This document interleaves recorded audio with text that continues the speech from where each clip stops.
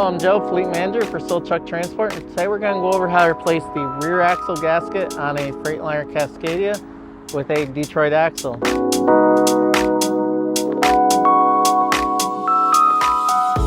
We have had some of these come loose and they create a mess with the differential oil, and if they are ran, it can destroy the rear axle housing and the axle itself. Let's go on and go over this. They're not hard to change. It's like a $10 gasket that you need to do it. It just takes more time to do it than it costs.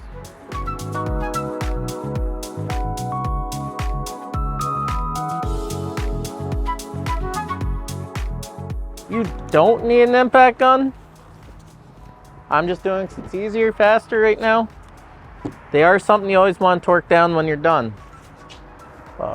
Again, you're going to need scrapers for the old gasket material, piece of cardboard to set the axle on, 24mm socket, and your trusty drain pan. Right. You're just going to stick that in there.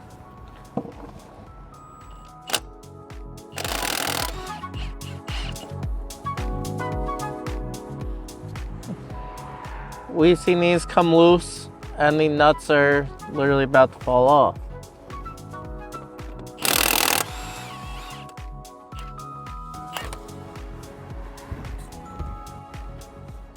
Now, all of these have these little washers on. They're thin. You don't want to lose them. Now, these are splined on the end. If you want to make it a little easier so you don't have to worry about getting the splines lined up exactly when you're done, and being able to get the studs to mark up, take yourself a marker or paint pen and just put a marking across it to the hub itself. When you're done, you just need to line those marks up. It's just going to pop off.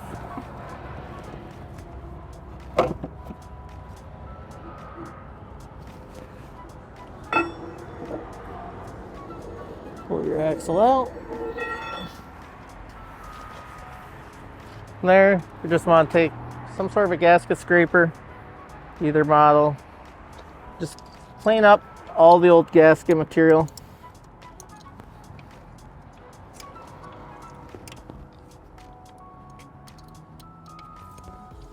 This one actually came off pretty clean, which is ideal. You're going to want to do the same to your axle.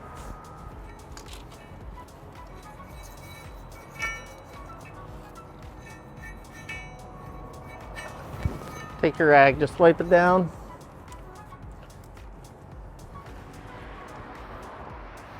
Do the same over here.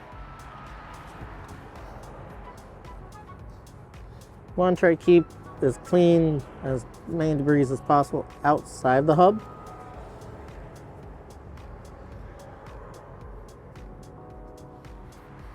Right.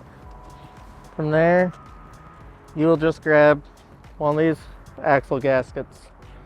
They're typical. Find them anywhere. They fit snugly onto the studs, so be gentle with it. Push it on a little at a time. Once you have it on there, take your axle, find the marking you put on it earlier, and the marking and the housing that you also put on earlier.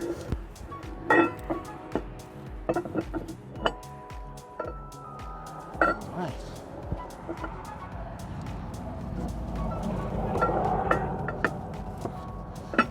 Now you're just going to push it up.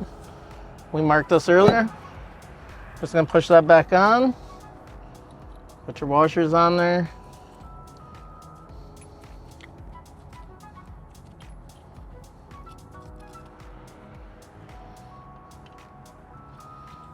These do not call for any Loctite or anything. In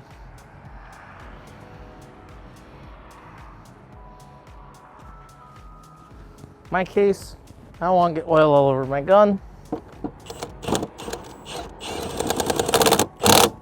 Snug them up a little bit.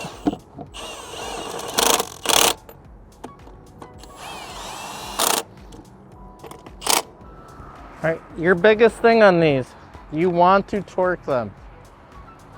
They get torqued to 130 pound-feet.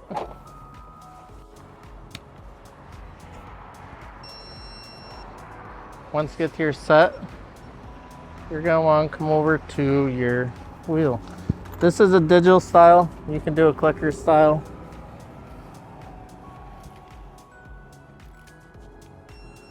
Once you get them all set, I recommend just run through them all again quick.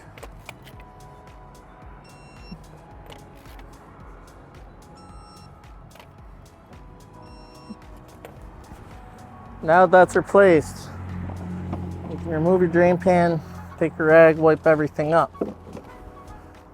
Next up, you're gonna want to top off the oil in the rear housing. So right back here is the fill plug. On this truck, it is a 5/8 wrench. Again, these use the same oil as the front, the 7590.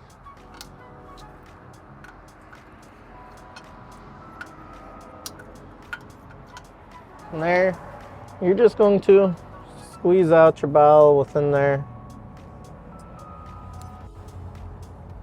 I try to go till it runs out. From there, you're gonna want to quickly get this sucker back in there and tighten her up before it leaks all over. Try to keep a drain pan under there for that purpose.